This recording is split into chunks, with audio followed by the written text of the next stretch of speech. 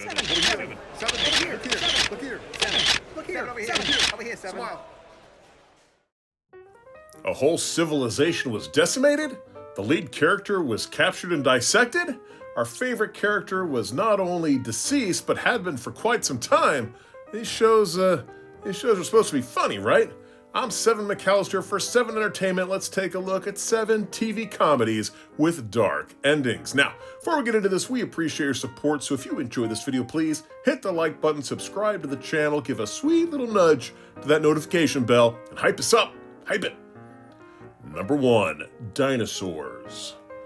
Dinosaurs was a wholesome TGIF family sitcom for kids, starring lovable puppet lizards who bonked each other with frying pans, and then it casually ended with ecological collapse and the entire cast freezing to death, because nothing says children's entertainment like a finale that doubles as a climate change PSA and an extinction event. Dinosaurs finale is one of those TV moments where you realize the writers either hated children, hated their jobs, or just really wanted to get fired in a blaze of prehistoric nihilism. Because one Friday night they hit us with the extinction of all life on Earth. Fun. Episode, gently titled Changing Nature, starts off like any other. Earl screws something up at work. Cute, relatable. And instead of shrugging and going back to the theme song, the show decides, hey, what if we just reenacted the Ice Age and emotionally scarred an entire generation? So the last 10 minutes become a bleak environmental lecture where Earl realizes he's doomed everyone, his wife, his kids, his baby who says adorable catchphrases. The finale ends with the family huddled together as snow falls outside, waiting to freeze to death. Puppet sitcom literally signed off with an anchorman saying society has collapsed, food has run out, and extinction is inevitable. And roll credits. Parents at the time must have been thrilled trying to explain this to little Timmy, who just wanted to watch Baby Sinclair shout, "Not the mama." Instead, he got, "And that's how your favorite characters died, sweetie. Good night." Number 2, Alf.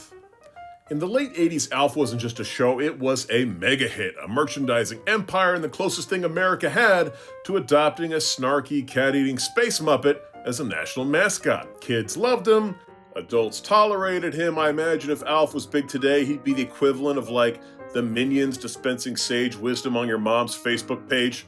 NBC loved him because he was basically printing money. If you weren't around, it's hard to explain just how big Alf was. He got lunchboxes, dolls, comics, cartoon spin-offs. If it had a surface, Alf's face was slapped onto it. Plot was straightforward chaos. Alf, short for alien life form, crash lands into the suburban Tanner home after blowing up his own planet, Melmac. Rather than call the Pentagon like rational humans, the Tanners decide to hide him in their home and let him wisecrack his way through their weekly catastrophes. Most episodes involved Alf nearly outing himself, eating something he shouldn't, like the neighbor's cat, or insulting every adult in sight. You know, peak family entertainment. And then, because this was apparently the era of traumatizing finales, the show ended with Alf finally getting a chance to be rescued by surviving Melmacians. It's sweet, it's hopeful, and then the US military shows up and grabs him. Roll credits. Yeah, that's it. No reunion, no escape, no heartwarming goodbye, just Alf being surrounded by government agents. Now, obviously, this was going to be a setup for a season that never happened, but us at home were thinking, oh, they are definitely going to dissect him. 6 years later, they tried to clean up the mess with Project Alf, a made-for-TV movie reunion that didn't reunite anybody. The Tanners, nope. The charm, gone. The jokes, mostly Alf yelling at military guys who look like they want to go home. Plays like someone asked, what if E.T., but bureaucratic and slightly annoying. Whole thing feels like an apology that nobody accepted, slapping a goofy bow on a story that definitely ended with Alf being strapped to a government hospital gurney. Number 3, MASH. MASH was always a brilliant hybrid, half absurdist wartime comedy, half existential therapy session for the entire cast. One minute you're laughing at Hawkeye wisecracking during surgery, the next you're hit with a monologue about the futility of war that makes you stare at your own ceiling fan for 20 minutes. Show never shied away from serious topics, death, trauma, corruption, depression, all wrapped in camouflage of a laugh track. But nothing, and I mean nothing, prepared viewers for the gut punch that came in the finale. Goodbye, Farewell, and Amen was the title, and that's what the audiences thought they were getting. What they got instead was Hawkeye Pierce unraveling emotionally in a therapy session recounting an evacuation where a woman silenced her crying baby to avoid enemy detection. Only after Hawkeye's psyche completely fractures does he remember the actual truth. She didn't hush the child, she actually smothered it. That is the emotional neutron bomb the finale drops on viewers who spent 11 years falling in love with these characters. And for a show famous for balancing comedy with heartbreak, this moment was on another level. Audiences were psychologically steamrolled. People gathered for a bittersweet goodbye and wound up watching their favorite character confront a trauma so horrific it permanently scars him. Sure, the war ends, the camp breaks down, and everybody goes home, but that scene never leaves you. Number 4, The Good Place. On the surface, The Good Place is a bubbly, colorful comedy about ethics, self-improvement, and a bunch of humans flailing through the afterlife. It's clever, whimsical, and it's packed with cute flashbacks, Michael's sarcastic quips, Eleanor scheming in ways that somehow make you root for a moral disaster in sneakers. But then you reach the finale, and suddenly the show pulls the rug out from under you. See, Good Place isn't just about becoming a better person, it's about accepting the literal finality of death. After 4 seasons of hijinks, moral dilemmas, and a vaguely happy afterlife, the finale gives each character what they truly need. Oblivion, not a twisty moral punishment, not a cosmic lesson, just nothingness, complete disappearance. Chidi, Eleanor, Tahini, and Jason all eventually reach a point where they don't want to exist anymore, not because of boredom, not because of misbehavior, but because existence itself becomes optional, and so they fade out. Poof, gone. Audience who had spent 4 seasons laughing at their antics suddenly has to sit with the idea that everyone they cared about is vanishing into nothingness. It's weirdly perfect for the show's philosophy. Life is temporary, even the afterlife, but it's also brutal. You expect a happy ending where everybody enjoys eternity. Instead, you get the realization that these people can't enjoy eternity forever, just for a little while. The Good Place slaps you with an existential equivalent of a mic drop. Sometimes there's no sequel, no reruns, and no comfort, just the void. Number 5, Roseanne. Roseanne started as TV's gold standard for realistic working-class family stuff, the antidote to all those glossy sitcoms where the biggest crisis was running out of orange juice. Connors were broke, loud, loving, and constantly wrestling with bills, jobs, and life punching them right in the gut. It was refreshingly real, so real that Middle America practically claimed the show as their unofficial autobiography. And then the show got weird. By the final season, realism packed its bags and took a friggin' hike. Suddenly the Connors won the lottery, hobnobbed with celebrities, and drifted into storylines so bizarre, they made Dallas look like a cinema verite. It was like the writer said, hey, you know that grounded, relatable tone? Screw it. What if we fed it meth and launched it into space?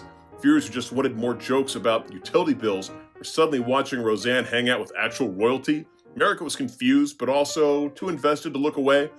Then came the finale, where Roseanne sits down and drops the mother of all twists. None of that happened. Lottery? Fake. Sitcom fantasy arcs? Fake. Dan surviving his heart attack? Very fake.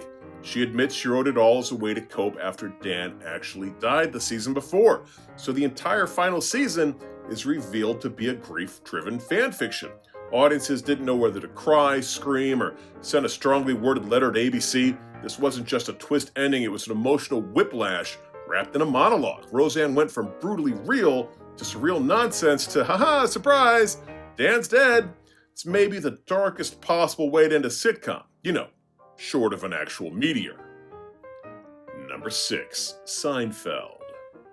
By the time Seinfeld ended in 1998, it wasn't just a sitcom, it was a cultural atomic bomb. The show about nothing somehow became the show that dominated everything. Ratings, slang, daily conversation, yada yada yada. No soup for you, double dipping. If you didn't know what those phrases meant, were you even living in the 90s? Every episode was appointment TV, and Jerry, George, Elaine, and Kramer were basically royalty in New York apartments. It's the kind of phenomenon that makes modern TV producers weep quietly under their streaming contracts, realizing nothing will ever be that massive again, not with the algorithm. No Netflix drop, no TikTok hype machine will ever replicate the sheer omnipresence Seinfeld had in its prime. Then came the finale. Oh boy, after 9 years of neurotic hijinks, selfish scheming, and trivial obsessions, the series didn't go out with a laugh-filled bow.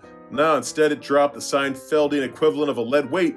Gang goes to jail for their terrible selfish behavior. The nation collectively gasped. Fans, who had spent almost a decade rooting for their favorite selfish jerks, were suddenly confronted with the cold hard truth: they're awful, and they're getting punished. Critics appreciated the audacity, the public, not so much. Backlash was immediate. People called it depressing, mean-spirited, even cruel. Some refused to watch reruns for years. Seinfeld's finale wasn't just dark, it was existential.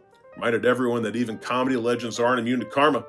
The mood around the episode has improved over the decades since its release, and maybe we shouldn't be surprised that a show that brushed aside the death of a major character without batting an eyelash would have no problem sending America's favorite quartet to prison for being self-centered. Number 7. Wilfred. The Wilfred finale is what happens when a stoner comedy about a guy hanging out with a man in a dog suit suddenly decides, hey, what if we made everyone deeply uncomfortable instead? For 3 seasons, the show lulled audiences into a bizarre comfort zone. Ryan talks to Wilfred is awful, Ryan is sad. Somewhere in between, there's a joke about bong water. It's weird, it's crude, it's charmingly deranged. Basically, Calvin and Hobbes, if Hobbes smoked weed, manipulated everyone like a furry little Sith Lord. Then the finale hits and the show pulls the darkest possible magic trick. Wilfred was never real. Not an angel, not a demon, not a trickster god, not even a cynical Aussie dog spirit. He was a hallucination. Ryan's hallucination, because Ryan isn't a quirky sad boy. He's a man with a family history of mental illness who has never actually dealt with it. Surprise, you weren't watching a comedy, you were watching a breakdown in progress. The finale forces Ryan to accept the truth he's avoided the entire series. His best friend was a symptom. Good news, he's not being hunted by any shadowy dog cults, but the bad news, well, every heartwarming moment with Wilfred was basically him talking to his own delusion while his life imploded. Well, there's our list, and I leave out any other TV comedies with dark endings. If so, please leave them in the comments section below. Also, if you enjoyed this video, please hit the like button, subscribe to the channel, tippity-tap that notification bell, and throw us some hype if you're feeling that. Hype it up. Till next time, I'm Seven McAllister for 7 Entertainment saying bye-bye.